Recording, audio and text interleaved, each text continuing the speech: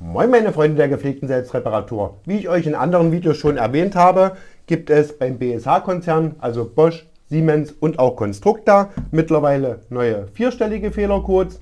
Was die einzelnen Fehlercodes bedeuten, habe ich euch zum einen mal bei mir auf der Homepage verlinkt. Dort könnt ihr gerne nachschauen, auch für Fehlercodes, die ich letzten Endes noch nicht in den Videos erklärt habe. Aber ein paar Fehlercodes erkläre ich euch wie immer auch in den Videos. Kommen wir zum ersten und zu einem relativ häufigen Fehler, das ist E3610.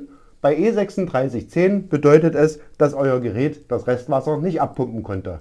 Um das zu überprüfen, schaut ihr hier unten, hier befindet sich die Fremdkörperfalle. Ihr macht diese Klappe auf, dann habt ihr hier einen Ablassschlauch.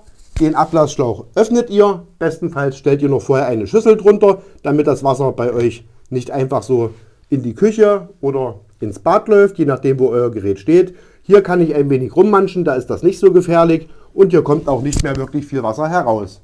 Wenn ihr das Restwasser abgelassen habt, weil es kann auch noch sein, dass viel Wasser im Gerät steht, habt ihr hier unten die Fremdkörperfalle, die schraubt ihr links herum raus. Das geht manchmal sehr, sehr straff. Dann kann man sich vorsichtig mit einer Zange behelfen. Ihr müsst aber bei der Zange aufpassen, dass ihr letzten Endes hier nichts wegbrecht. Wenn ihr dann diese Fremdkörperfalle herausgeschraubt habt, könnt ihr die anständig säubern, schauen, ob hier schon eine Verstopfung ist. Und wenn das alles frei ist, prüft ihr bitte hier unten noch das Flügelrad der Ablaufpumpe. Wie das funktioniert, habe ich euch mal hier oben unter dem i verlinkt. Wenn ihr dann alles geprüft habt und sich alles frei dreht, schraubt ihr das Flusensieb wieder rein.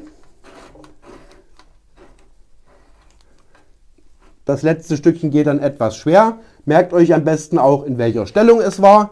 Dann wisst ihr, ihr habt es wieder anständig reingedreht. Wenn ihr das Flusensieb wieder anständig reingedreht habt, macht danach am besten einen Probelauf mit Wasser und beobachtet nochmal kurz, dass auch wirklich alles dicht ist. Wenn euch das Video gefallen hat und ich euch helfen konnte, würde es mich freuen, wenn ihr meinen Kanal abonniert und mir einen Daumen nach oben gebt.